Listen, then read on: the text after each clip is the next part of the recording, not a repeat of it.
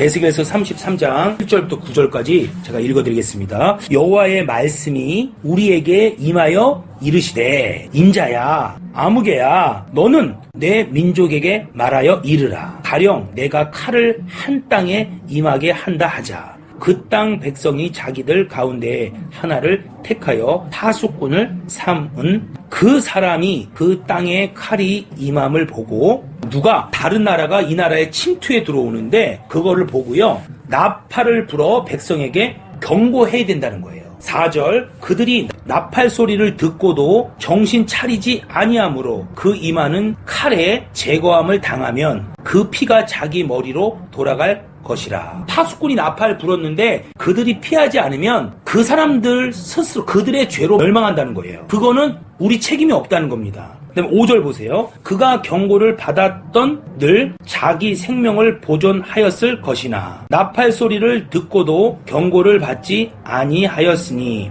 그 피가 자기에게로 돌아가리라. 같은 말이에요. 그러나 칼이 임함을 파수꾼이 보고도 이제 우리 얘기하는 겁니다. 우리가 파수꾼이에요. 칼이 임함을 파수꾼이 보고도 나팔을 불지 아니하여 복음을 전하지 아니하면 뻔히 지옥 가는 거 알면서 복음을 전하지 아니하면 이 소리예요. 이게 백성에게 경고하지 아니하므로 그 중에 한 사람이 임하는 칼에 제거당하면 그는 자기 죄악으로 말미암아 제거되려니와. 그 죄 때문에 어차피 죽는 거예요. 그 사람은. 근데 그 죄는 내가 파수꾼의 손에서 찾으리라. 나팔을 불지 않아갖고 그 상대방이 지옥 가면요, 전도하지 않아서 상대방이 지옥 가면요, 그 상대방은 자기 죄로 죽습니다. 근데 그 피값을 그 전도자에게 묻는다는 겁니다. 이게 굉장히 무서운 얘기예요. 그래서 우리의 기도 제목이 꼭 뭐가 있어야 되냐면 나에게 맡겨준 영혼에게 내가 다 복음을 증거하게 하소서. 이 기도가 반드시 있어야 돼요. 그러니까 성경을 우리가 모르면 이런 기도는 하지도 않습니다. 근데 성경을 알면요, 이 기도는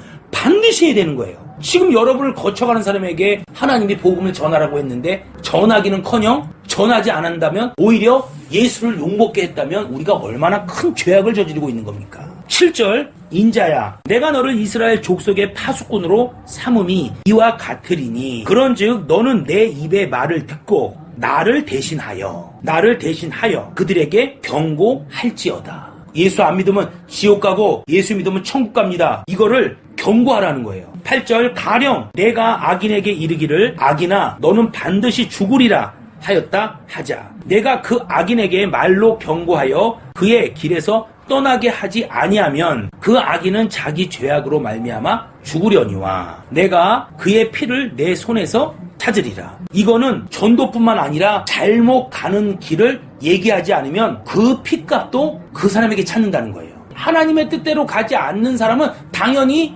하나님께 혼나죠. 근데 그것을 알면서도 가르쳐주지 않는 자에게도 책임이 있다는 겁니다. 그래서요, 주의 종은 올바른 소리를 해야 돼요. 올바른 길을 가야 또 담대할 수 있고요. 9절 보세요. 그러나 너는 악인에게 경고하여 돌이켜 그 길에서 떠나라고 하되 그가 돌이켜 그의 길에서 떠나지 아니하면 그는 자기의 죄악으로 말미암아 죽으려니와 너는 내 생명을 보존하리라. 책임이 없다는 거예요. 전했으니까. 그 다음 제가 지금 기도하다가 간증 2개가 생각이 났어요. 2개 다 목사님들의 간증입니다. 하나는 그 목사님이 어느 날 배가 고파서 식당에 가서 밥을 먹으려고 하는데 그 밥을 차려주는 그 종업원의 얼굴이 너무 어둡더래요. 진짜 그러니까 보통 어두운 게 아니라 음침한 거 있죠. 그래갖고 이 사람한테 복음을 전할까 말까 하다가 창피해서 못 전했대요. 그리고 이제 계산하고 나왔답니다. 그리고 며칠 있다가 그 식당을 다시 가봤답니다. 또 그게 너무 음식이 맛있어서. 그리고 가봤더니 다른 종업원이 그 음식을 차려주더래요. 그래갖고 그때 마음이 좀 찔리잖아요. 복음을 전하지 못해서. 그 종업원 어디 있어요? 이렇게 물어봤더니 그날 밤에 목을 매달아 죽은 거예요. 그 식당에서. 그러니까 하나님은 그 목사를 글로 보낸 거예요. 그래서 복음을 증거하게끔 해서 자살하지 않고 예수를 만나게끔 한 건데 그 목회자는 불순종한 겁니다. 여기서 잘 보세요. 우리를 보세요. 이 목사가 왜 전하지 못했다고요? 그렇죠. 부끄러운 게요, 어떻게 보면 당연한 거예요. 부끄러우니까 당연히 전하지 않는 게 인간적으로 봤을 땐 당연한 겁니다. 근데 히브리서 12장 2절에는 이렇게 써 있어요. 예수님이 부끄러움을 개의치 아니하시고 그 다음에 십자가를 지셨더니 하늘 보좌 우편에 상속받았다. 이렇게 써 있어요. 여러분 이 땅에 복음을 증거하다가요, 부끄러운 일, 어려운 일 당합니다. 그거 안 당한다는 건 거짓말이에요. 당해요. 왜냐하면 하나님은 그것을 그 대신 상급으로 갚아주신 거예요. 여러분의 생각을 버리셔야 합니다. 나는 어저께 하나님이 왜 저에게 그 계시를 했는지 제가 오늘 낮에 알았어요. 낮에. 교주로 복음을 전하러 가는 것이 때를 얻던지 못 얻던지 복음을 증거하는 거라는 거예요. 전 이건 제가 처음 얘기합니다. 제가 선교하는 길을 막는 자는요, 하나님이 그 사람을 막아버린다 그랬어요. 제가 처음 얘기하는 거예요. 절대로요, 또 한 사람의 목사는요, 어떤 벙어리 할머니가 있었답니다. 그래갖고 자기가 그분한테 복음을 전하겠다 결심을 했대요. 근데 딱 전하기 전에 내가 어떻게 저 사람을 고쳐, 내가 기도를 더 하고 한 6개월 정도 기도하고 내가 가야겠다, 그런 마음을 먹었답니다. 근데요, 가기 이틀 전에, 이틀 남았어요, 그 사람에게 전도하려면. 근데요, 이틀 전에 그 할머니가 돌아가셨답니다. 저는 지금 기도하다가 전혀 생각하지 못하는 이 두 간증이 생각이 났어요. 여러분, 이 사람도 뭐 때문에 전도 못한 거예요? 부끄러움 때문에 못한 게 아닙니다. 이 사람은 자기 생각 때문에 못한 거예요. 내가 이만큼 준비를 해놓고 복음을 전해야지. 여러분, 하나님은 보세요. 우리 디모데 후서 4장 1절과 2절을 제가 읽어드리겠습니다. 하나님 앞에 살아있는 자와 죽은 자를 심판하실 그리스도 예수 앞에서 그가 나타나실 것과 그의 나라를 두고 엄히 명하노니, 아주 강력하게 명령한다는 뜻이에요. 너는 말씀을 전파하라. 때를 얻든지 못 얻든지, 그거는 결과를 얻든지 교회로 데려오든지 그가 열매를 맺든지 못 맺든지 그거 상관하지 말라는 거예요. 항상 힘쓰라. 범사에 오래 참음과 가르침으로 경책하며 경계하여 권하라. 이것이 우리에게 믿음이 되실 주 이름으로 축원합니다. 여러분, 하나님은요 무지하게 급해요. 저는 사복음서 교수였어요. 이 사복음서가 다 예수를 말하고 있습니다. 근데요, 마태복음은 교육복음서예요. 교육을 치중하는 복음서입니다. 마가복음은 전도복음서입니다. 누가복음도 이방인들에게 복음을 전하는 어떤 전도복음서인데 특히 상담 쪽에 가깝습니다. 1:1.